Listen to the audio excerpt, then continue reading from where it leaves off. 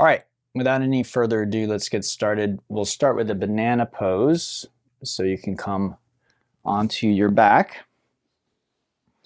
Move your hips to the right edge of the mat. Take your left leg to the left, cross the right over, reach up, and then probably want to move your head and shoulders over to the left as far as you can. I usually say grab your right wrist with your left hand and pull it over, which you're welcome to do. But if that bothers your arms or shoulders, that's not really that important. What's important is the stretch here on your right side. So find that stretch. Make sure you feel safe with what you're doing. And then we just hold for 3 minutes. Pretty simple.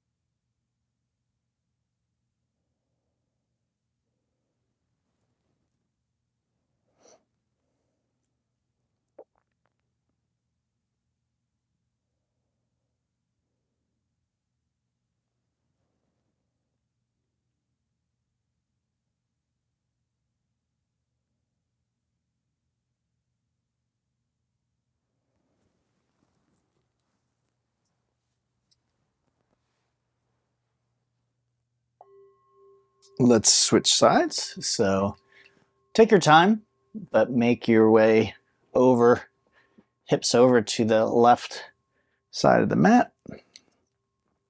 And then the right leg to the right, left ankle over. The important thing is keep this hip down.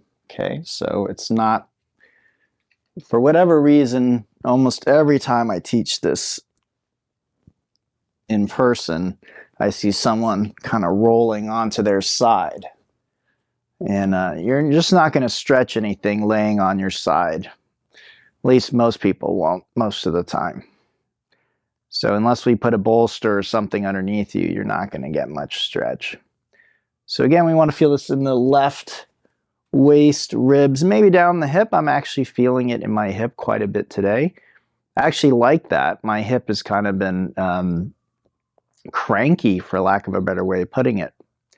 I recently posted a video with my physical therapist up on YouTube, on my YouTube channel, and she did a pretty extensive diagnostic on my hip. We didn't do x-rays or any scans. We don't, PT doesn't really do that kind of thing. That's more like a doctor. Instead, she'll test the hip.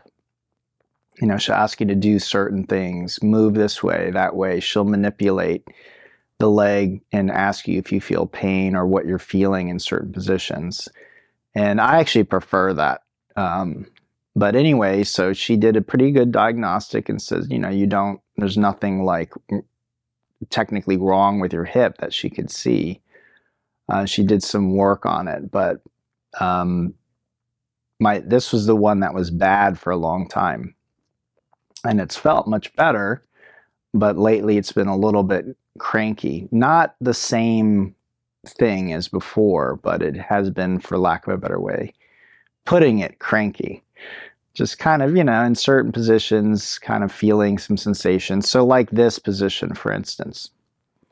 So my approach, what I've learned, generally speaking, is outside of an acute injury, which I didn't injure the hip. I didn't do something like fall or, trip or have a skiing accident. So it's not an acute injury. It's something more like, a chronic thing, or just, again, crankiness, just sort of age, things like that. My approach to those things are generally to try and face them head on.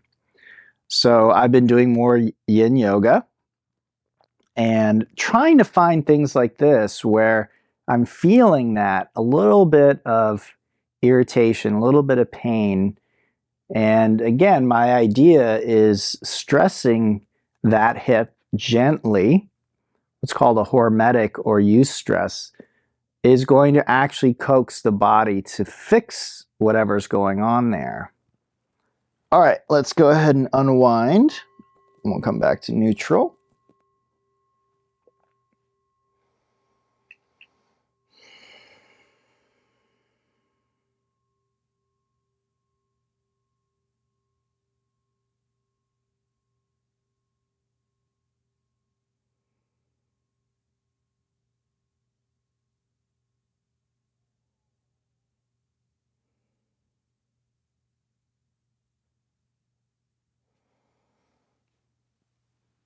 Bring the legs in, we'll give them a little squeeze, shake it off.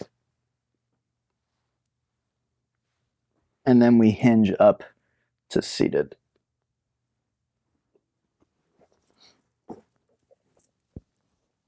Next set, right leg straight, left foot to the inside of the thigh. And then we relax forward and down. We're looking for a stretch in the back of the right thigh, okay?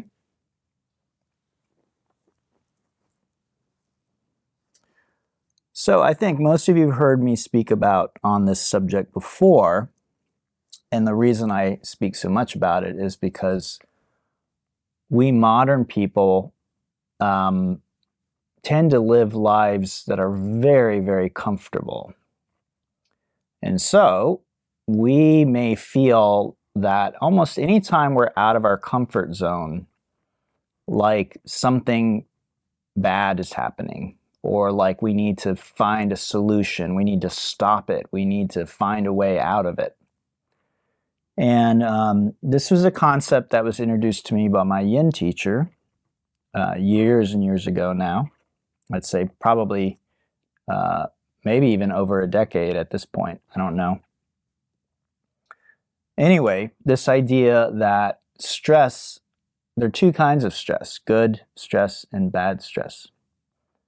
And in modern life, we've removed both, generally speaking.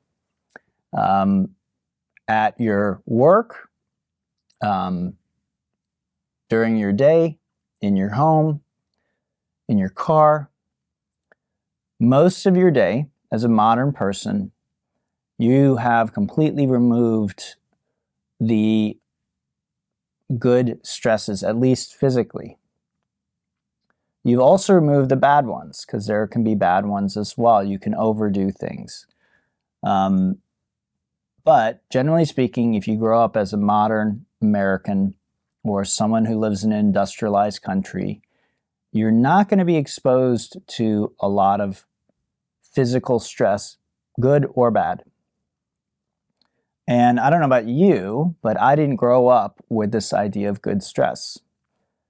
exercise is a kind of good stress. And sure, I grew up with the idea, like everyone else, that exercise is good for you, supposed to be good for you. But, you know, that was about it. And there's much more just outside of exercise. So that's the other thing. Things like going to the sauna, exposing yourself to cold temperatures, these sorts of ideas, these are all hormetic stresses. These are stresses that, again, make you uncomfortable temporarily, but in the long run, actually can benefit your system.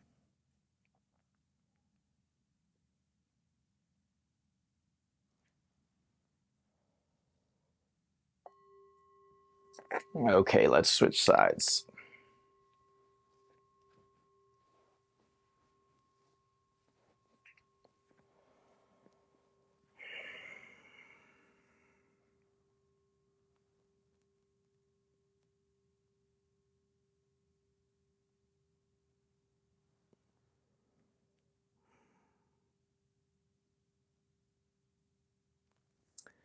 So yoga in general, and yin yoga specifically, are types of eustress, which is the good kind of stress.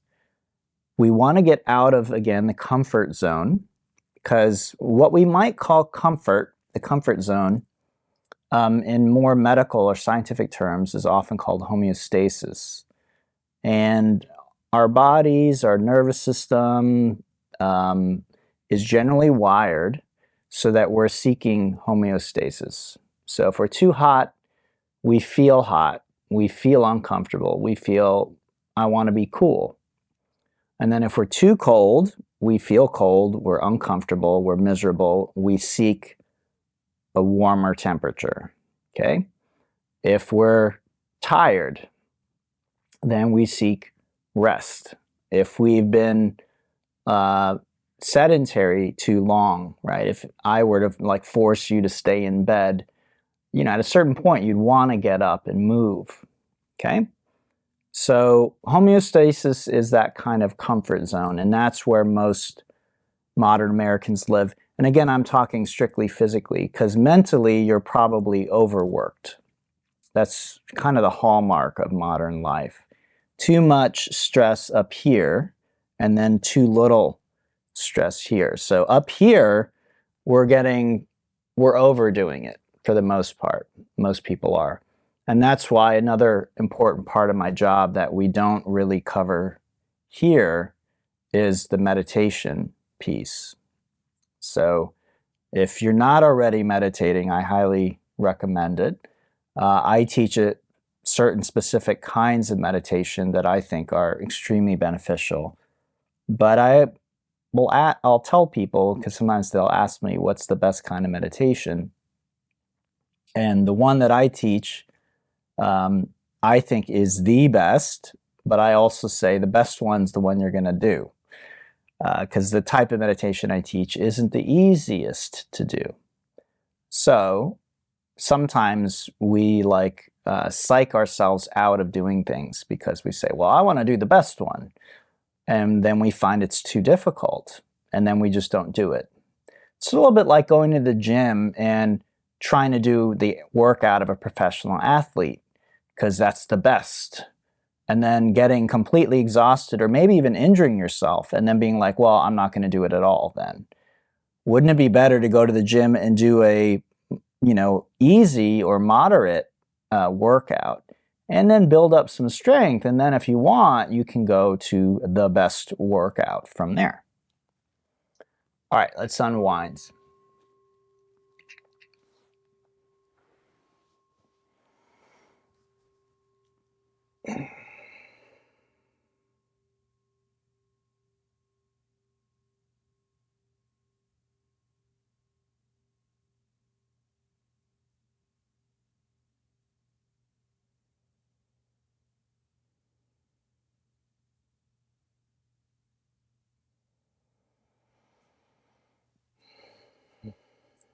All right, we'll bring our legs in, give them a little squeeze, shake it off.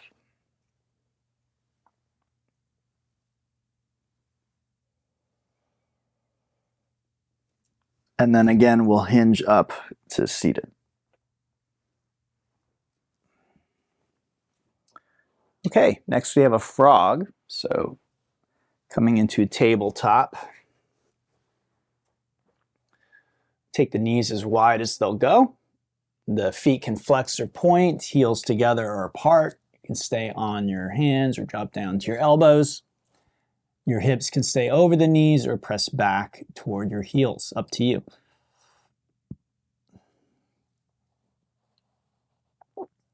So this is one of the reasons why yoga and meditation are becoming so popular, and there's so much research being done, and there's studies coming out every day just extolling the benefits of these things.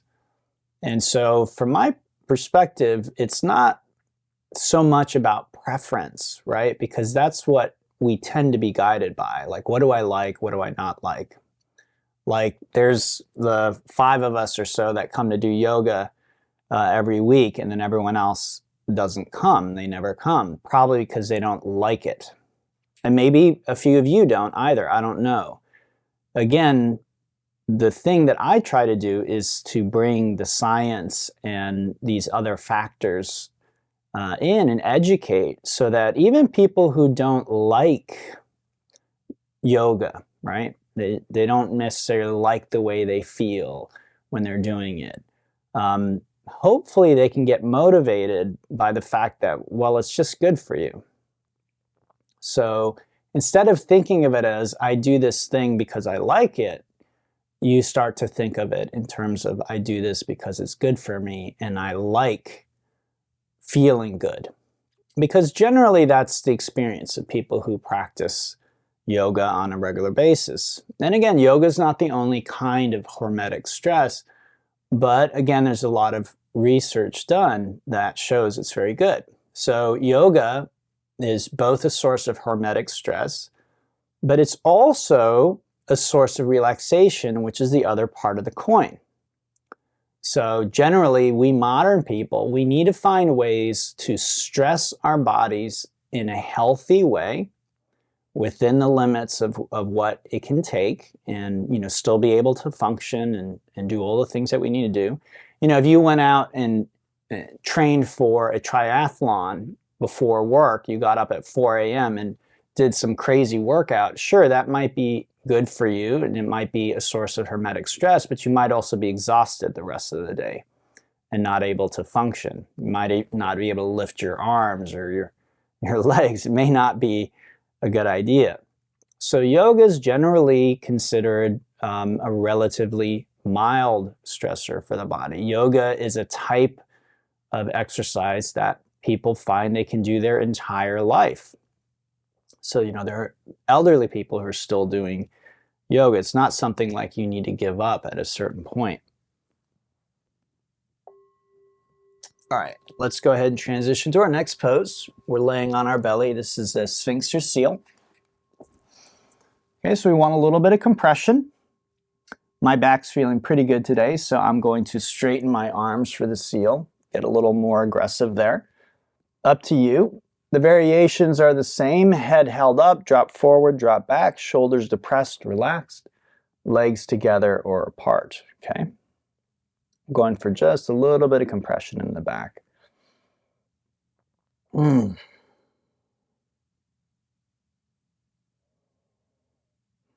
So, again, my job, what I do, is through the yoga part, the postures, we create, again, hormetic stresses. If you ever come to my class in person, I actually usually teach in a hot room. And heat is another source of hormetic stress. One recent video that I watched, the doctor who was presenting the information said that when you are in a sauna and you're in the heat and you begin to experience that discomfort, you are experiencing the release of, I think they're called diorphins, I think is the right word. And diorphins are like the opposite of endorphins. Endorphins are like the feel-good chemicals, things like that. So that's why when you're in heat, you feel uncomfortable and you're like, oh, God, I need to get out of this heat. Well, so while you're in the heat, you're in the sauna, maybe 10, 20 minutes, whatever it is, you're uncomfortable. You're like, I hate this. I don't like this. I'm sweaty. Yuck. Again, like it or not is not really the point.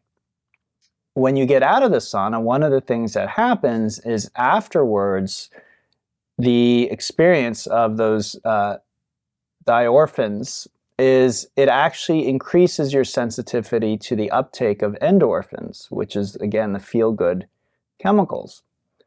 So you get out of the sauna, and if you do it on maybe even once, I don't know, but on a regular basis, what the studies show is you're going to be more receptive to feel-good chemicals just naturally. So you're outside and there's a cool breeze and you're just like, oh, I feel so good, right? That's the outcome of that shorter hormetic stress.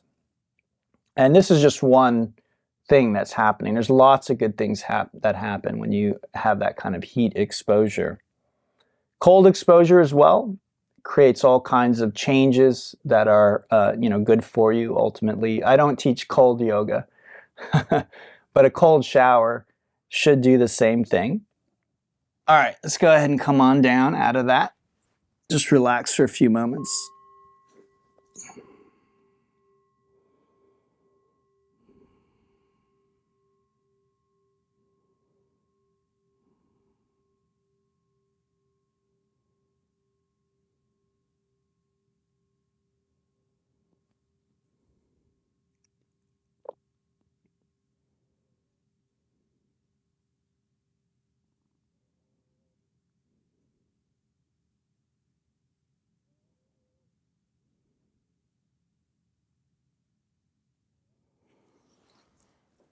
Okay, from there, let's go ahead and do our next pose. I'm just checking what that is. Okay, it's going to be a cattail. So let's bring our left knee up. So you're still on your belly. Bring your left knee up. Take the right leg, move it back. Prop your head up on the hand, and then bend that right knee, grab the foot, and we're looking for a stretch in the front of the thigh, okay? So you can straighten this left leg. You can bring it closer to your face. That tends to make it more intense. You can lay back if you want, which is a deeper twist. You can pull the foot in at various angles, and you can also kick it back if you prefer. So again, what I do for a living is I give people opportunities and I guide people through hormetic stresses, eustress, which is, again, the good kind of stress. And I suspect most people that do my yoga classes do them because maybe they do enjoy them. Maybe it's just a particular thing that they enjoy. But for most people, it's going to be good for them whether they like it or not. And I think we all like to feel good. Now, I'm not saying that those people who don't enjoy yoga in particular can't find a different source of hormetic stress. You can. Doesn't have to be yoga, but yoga is a very good choice because, again, generally in yoga, there is the understanding of the two sides of it. So the other side of it is the meditation piece. In our country, we tend to separate yoga and meditation, but really in the tradition, yoga and meditation are not separated. You would do the postures, you do whatever, and then you might meditate at the end. There are other forms of hermetic stress that are used in yoga that we don't do in these classes, like breathing techniques. So breathing techniques where you breathe faster or slower than you would normally breathe, where you hold your breath maybe longer than is comfortable for you. These are all things that I teach, and these are all things that yogis have been doing for thousands of years. And yogis are known to be wise. They're known to have a long, healthy life. They're known to stay young and flexible and strong throughout their life. So these are things that we kind of know about, but we might think that it's, superstition, or that's what yoga people say, but I don't think it's true. But what we're starting to get with the science is we're starting to understand more how these mechanisms work. So it's kind of an interesting time to be alive, because a lot of the things that Buddhists and yogis and Taoists have been saying about their practices, now we actually have the tools to study these things, and basically science is coming out and saying, yes, these things are very good for you. Let's switch sides.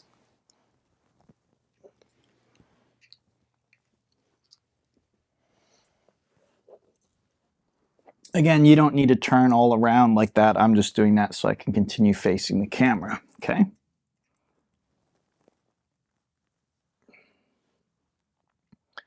So the yoga side will deal with the physical stress part of it in both ways. It will help release tension that might be there in the body from your mental stress, because that does show up in your body. It does. The mind and the body are linked. So your mental stresses are going to show up as muscle tension in your body. So yin does a great job of releasing that muscle tension. But you also want to strengthen, tone, and train your muscles. And that's the Monday class.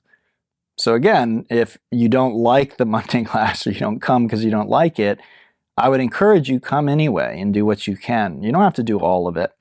It's not about accomplishment. It is about like a dose of medicine. And then the other side of it, which again, we don't address here in these classes at this point, is the meditation side, which is the mind, which again, for most modern people, the mind is overstressed, it's overworked. You might think, we just have to deal with what we're dealing with, but our bodies, our minds are ancient. They're millions of years old, and they haven't changed much in that time. So like things like social media, that's a source of stress for a lot of people. They show that people who don't use social media are generally happier. Okay, so you think, oh, I love social media, right? Everyone's using it. I keep in touch with my friends and my family. But what does the science tell us? It's not a source of good stress for you mentally, emotionally. It makes us unhappy.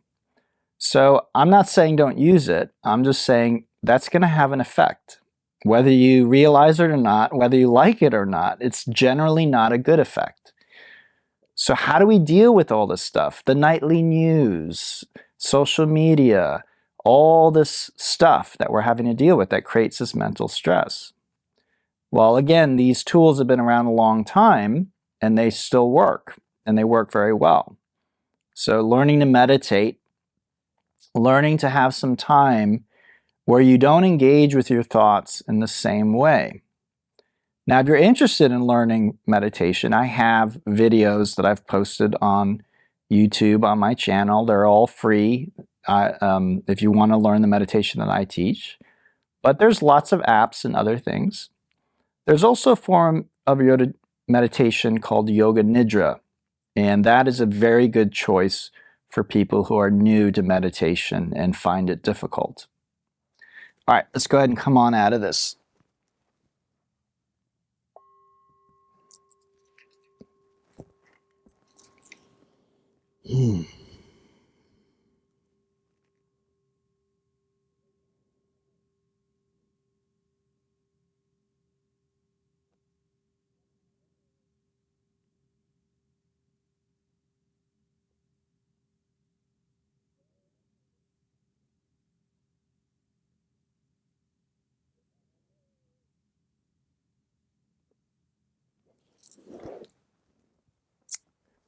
Okay, so let's move into our next set.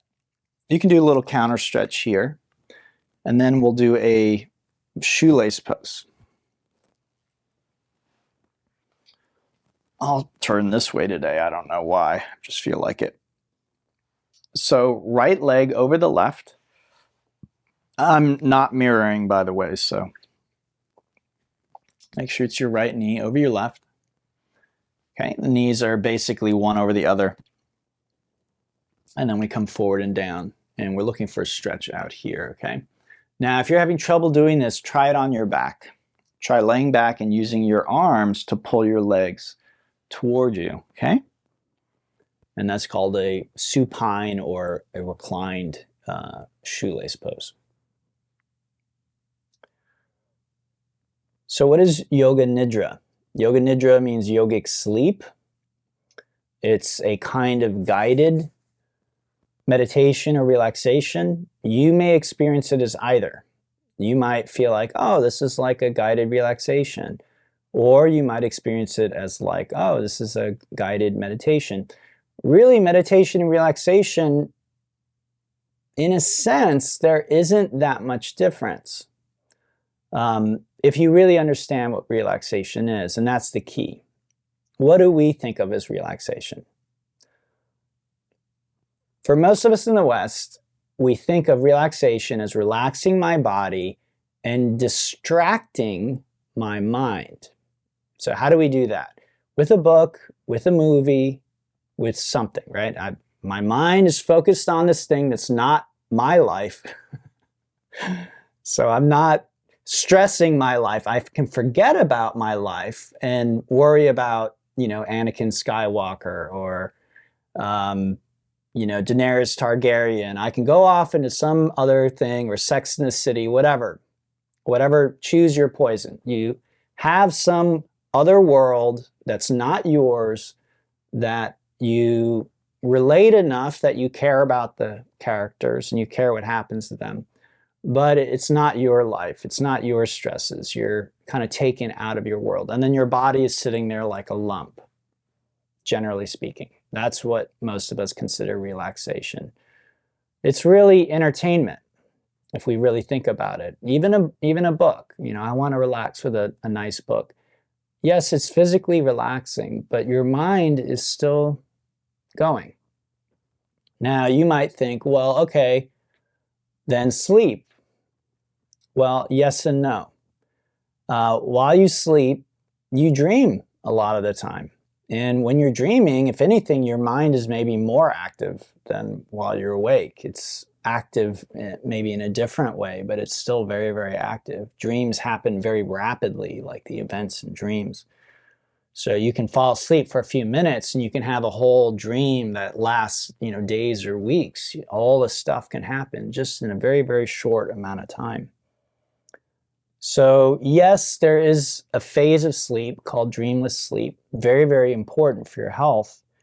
And they've shown that without that phase of sleep, like it really messes with you. So again, that's how important relaxation is.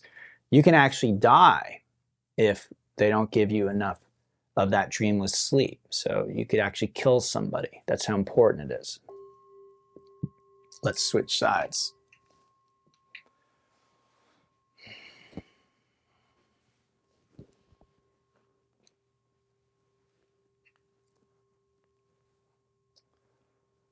So let's just assume that dreamless sleep is really like the bare minimum for survival. We're not talking about thriving. We're not talking about being happy, being a productive, kind, compassionate, loving partner or person or parent.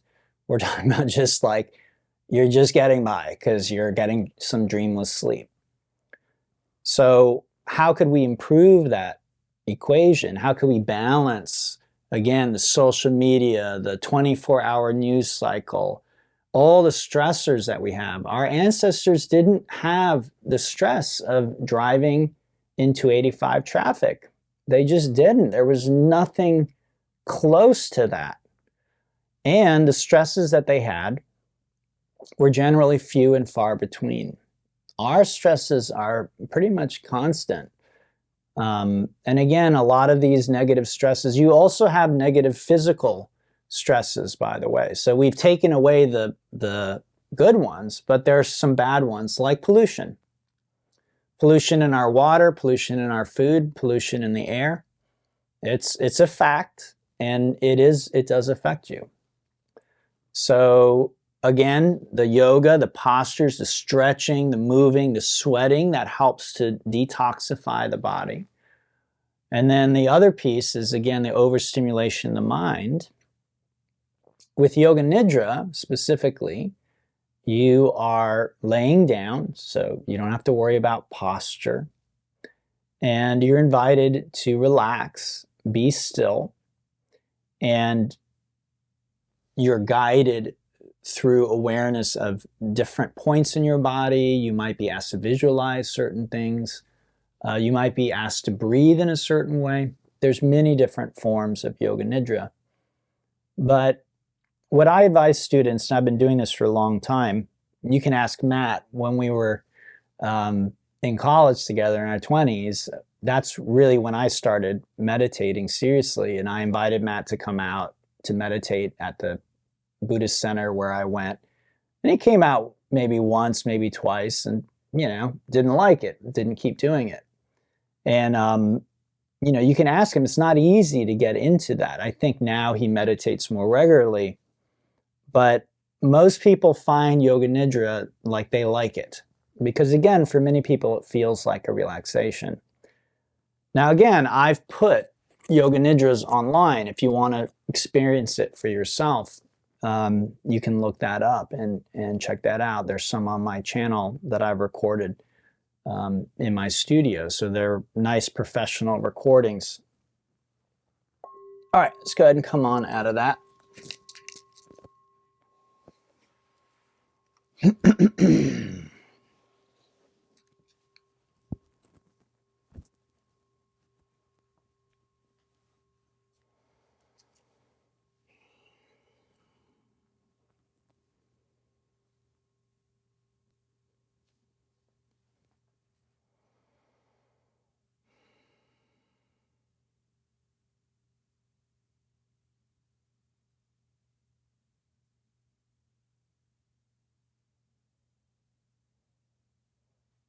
All right, we'll pull our legs in, give them a little squeeze, shake it off.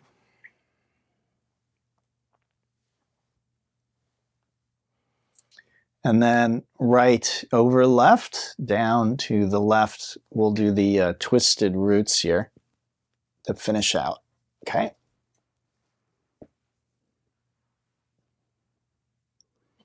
Remember, you can play around with your arm, head, leg position, okay? To maximize your comfort and the twist here.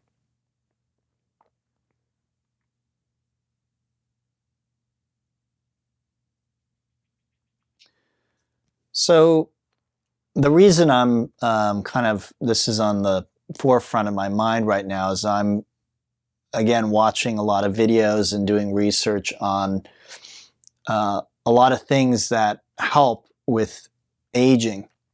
And I'm doing that because I have, over the last few years, especially since the start of the pandemic, started feeling my body aging in ways that up until this point, basically, I'm in my late 40s now, and up until probably 45 or so, people would be like, oh, you're old, you're 45, but I didn't feel any different. I didn't look that different than I did, say, when I was in my 20s. A little bit, this is more gray, but my body didn't change that much. I didn't have that much. If anything, with yoga and meditation, I felt better than I've ever felt. Up till a few years ago, okay? So for some people, this happens earlier. So some people, it happens right when they're, in their 40s. So it's not big things, but little things like, again, kind of crankiness in my back or my hips. One of my eyes doesn't focus as well as it used to. Little things like that, ringing in my ears, tinnitus. I have some of that now. So it really inspired me to start to look at this thing that happens as we age. And there's a lot of research being done. And the reason it's worth investigating, and I know most of you are very young, and that's good, so take good care of yourself. And the reason doing things like yoga, meditating, because again, meditating, they say, with all this research I'm doing, one of the big things is meditating. If you meditate regularly, you are aging more slowly than people that are not meditating. Okay, that's what the research is showing us. So again, but I don't like meditating. It's like, it doesn't matter, right? If you don't want to age as rapidly. Now, here's why you might not want to age rapidly, or you might want to slow your aging process down. This is just kind of the bottom line of it.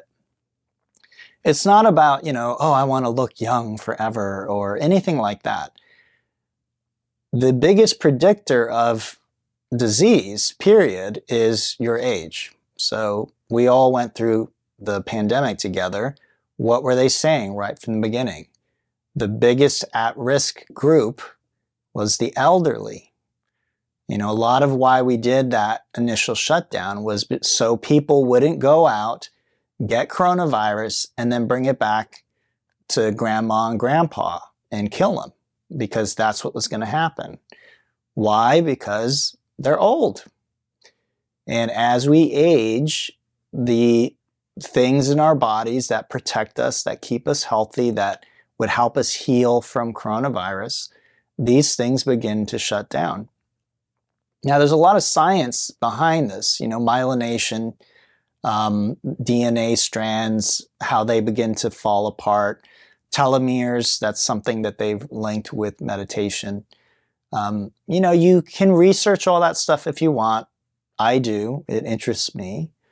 But for a lot of people, it's just over their head. They're not that interested. So that's where I try and come in and educate you enough so you understand. But, I do what I do because I believe in it. So you might feel like, well, of course he's going to say yoga is good for you. Of course he's going to say meditation is good for you. Yeah, but I'm not the only one. That's my point. That the science is coming out all the time. That's basically reinforcing these ideas. And so I have a good friend, Maggie Diller. She's a surgeon. We used to date. And, she is inviting me to work with her, and she's creating studies where she's researching this stuff for surgical patients, at Emory University. And so, these things are working their way into modern medicine for good reason. There's many reasons why. I'm not going to get into it right now. Let's switch sides here.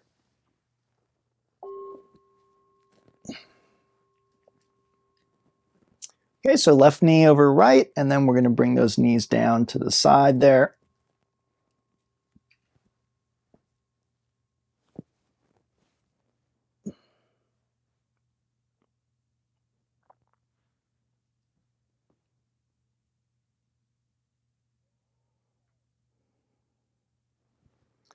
So again, my intention with sharing all this is really to motivate, to educate so that you feel motivated to come to the class. Because, I know we're busy, we've got other things. And again, you might not like the class. You might not like what we do. It may not necessarily feel very good in your body, but that's how most hormetic stresses are. Again, what's interesting about what we're discovering about hormetic stress, eustress, and all of these things is these are things, again, that have been principles that have been in use in the yoga tradition for thousands of years. In Ayurveda, which is a sister science of yoga, they apply this principle in an interesting way. They will take substances that they know to be poisonous, and they will basically microdose those substances. So they will like mix in something like a little bit of mercury. I'm just using it as an example. I don't know specifically if they would use mercury. I don't know what they use. I'm not an Ayurvedic specialist or doctor, but just as an example, tiny bit of mercury, and they will mix that in with other substances into like a little pill, into something that you take orally. And you would take this to cure problems that you have.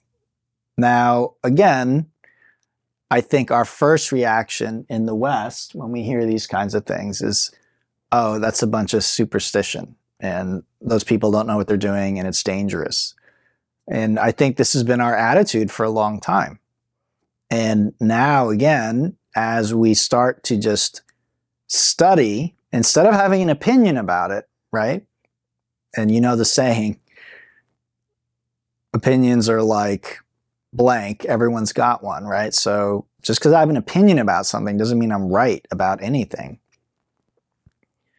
What the research that's coming out now is showing more and more is, yes, actually there's something to this. And so again, yoga, the breathing techniques, the meditation, these have all been studied. They've all been shown to be beneficial. But maybe now we'll begin to see that some of these other techniques that were developed in the same culture, that actually there's credence to those ideas as well. A good example of that we can all relate to is this idea of antioxidants. And so many of us think antioxidants are good for us because of their effect on oxidization. But there's some evidence that that's not the case, because taking antioxidants in isolation supposedly it's not really that helpful. So why is eating a whole vegetable or whole fruit different than just taking the isolated antioxidants? Well, at least one theory suggests that fruits and vegetables are actually slightly toxic, and that's just true. So fruits and vegetables have toxins in them because they're generally trying to kill insects that would eat them. So they have, over time, developed slightly toxic substances inside them. This is also kind of on a different subject, why intermittent fasting can be so good for your health, because actually all food is slightly toxic. Even good, healthy, organic food is just at its core, not because of the way it's grown, just at its core, slightly toxic. So when you take a break, it's not how many calories you're eating. Like, you can take all the calories you would have eaten and just shove them into one meal. Most people don't do that, but you're welcome to do that. And your health will improve, and you will probably lose weight anyway. So again, it's just a matter of giving your digestive system and your body a break.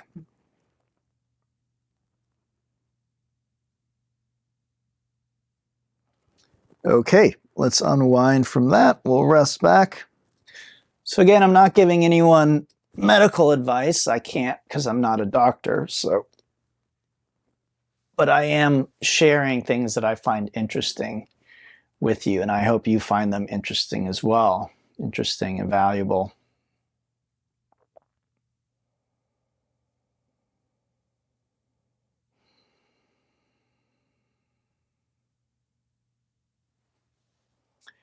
All right, let's bring those legs in, give them a little squeeze.